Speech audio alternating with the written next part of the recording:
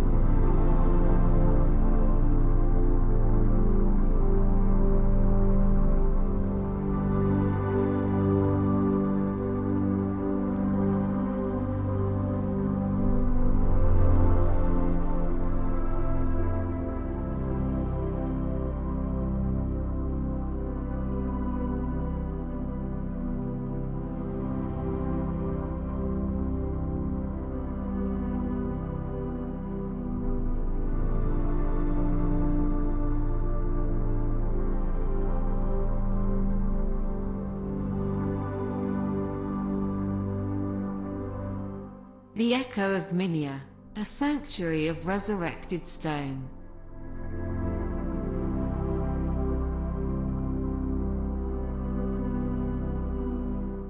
The air in Minya is of thick tapestry, woven from the humidity of the Nile's persistent pulse and the parched, golden breath of the western desert.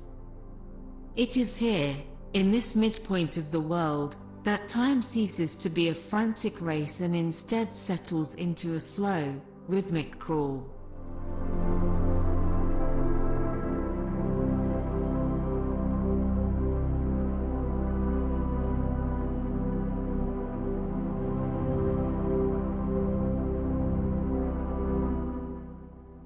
We stand before the Mallawi Museum, not as tourists before a monument, but as pilgrims before a reliquary.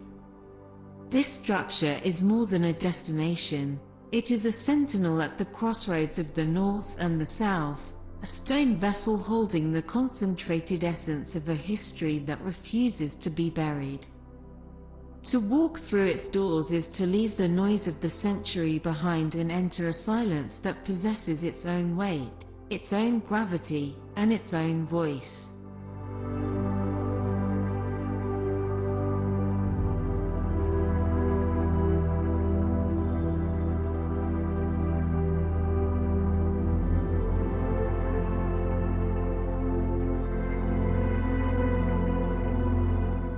We are entering the realm of the Bridge of Egypt. For millennia, this soil has absorbed the tears of the mourner, the sweat of the builder, and the ink of the scribe. The artifacts gathered here are not merely exhibits. They are the physical echoes of a civilization that viewed life as a fleeting shadow and the afterlife as the true, radiant morning. They are survivors of the shifting sands, of rising floods, and of the long, slow erosion of human memory. They sit in the dim light, patient as the gods they once represented, waiting for a gaze that is deep enough to recognize their hidden fire.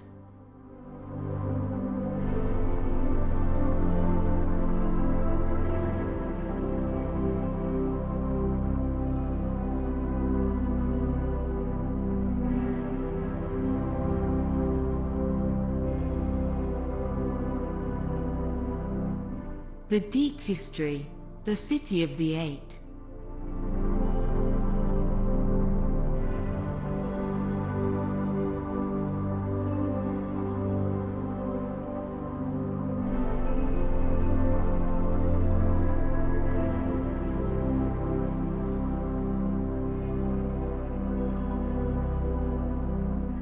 Cast your mind back to the dawn of thought, to the ancient plains of Hermopolis, the great Ashmunin.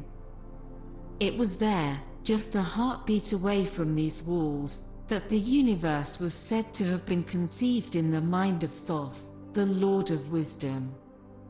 The Mallawi Museum is the final home for the fragments of that sacred city. Every limestone block and every bronze figurine is a syllable in a lost language of creation.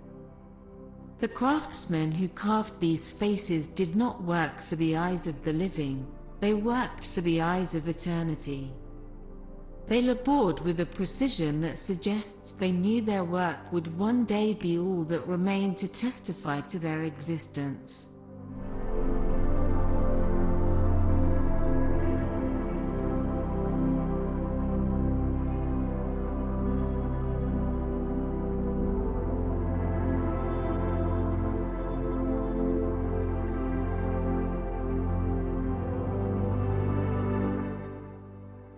The gaze of an ancient Egyptian king follows you through the gallery, not the gaze of a pharaoh of cinema and myth, but the heavy, responsible look of an ancient Egyptian sovereign whose every breath was a prayer for the stability of the land.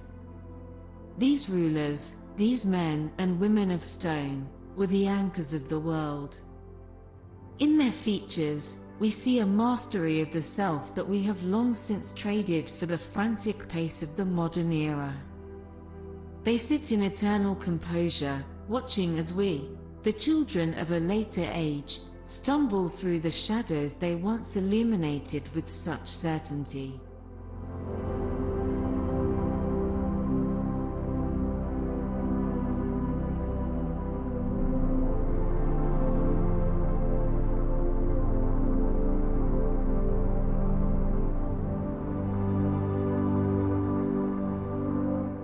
The resurrection, the act of reclamation. In 2016, the museum did not simply reopen, it rose from its own ashes like the solar bark emerging from the underworld. This was not a mere construction project, it was a profound act of will, a refusal to let the darkness have the final word.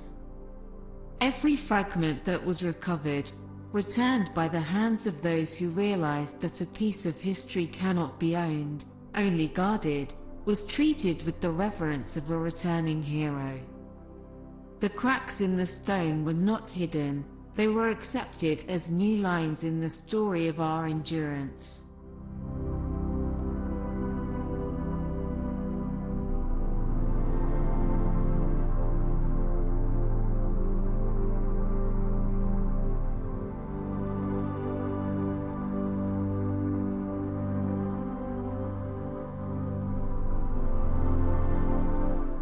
Today, the Mallawi Museum stands as a testament to the fact that we are people of the inversion. We take the weight of destruction and turn it into the foundation of a new strength. The displays are now arranged with a modern clarity that honors the ancient complexity. We see the Greco-Roman grace merging with the Stoic power of the ancient Egyptians, a synthesis of culture that proves we have always been a land of inclusion and transformation. The museum is now a fortress of memory, guarded by the very people who once mourned its loss, standing as a vibrant proof that what is built with spirit can never be truly destroyed.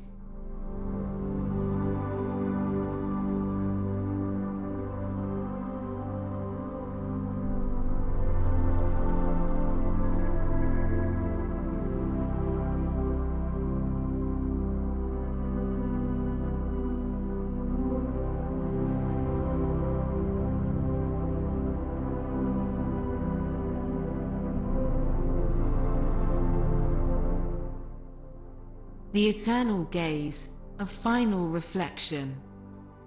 Look closely at the ibis of Thoth. See the way the light catches the curve of its beak, a symbol of the divine intellect that measures the heart against the feather of truth.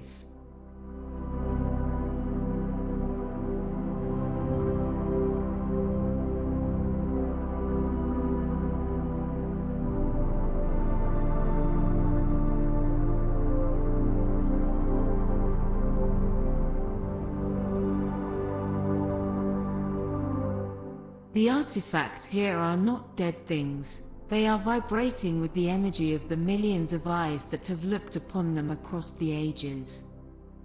They are the mirrors in which we see our own potential for transcendence. They tell us that while our lives are brief, the things we create in the name of beauty and truth are immortal.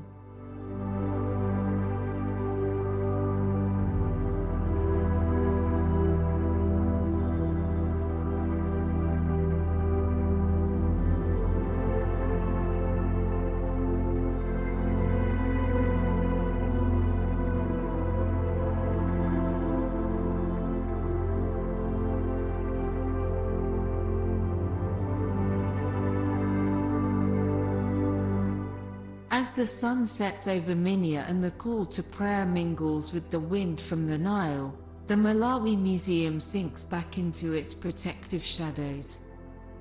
But it is a different kind of darkness now, a darkness of rest, not of absence.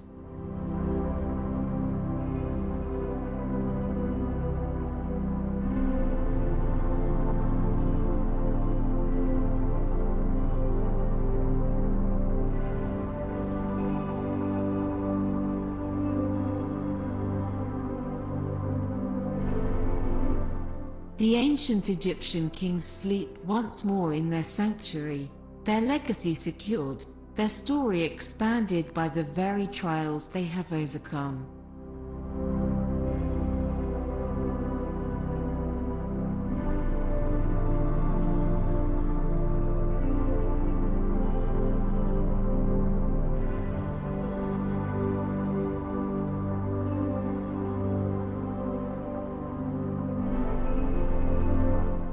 We leave this place not just with knowledge, but with a deeper weight in our chests, knowing that as long as these stones stand, as long as the echo remains, we will never truly be lost.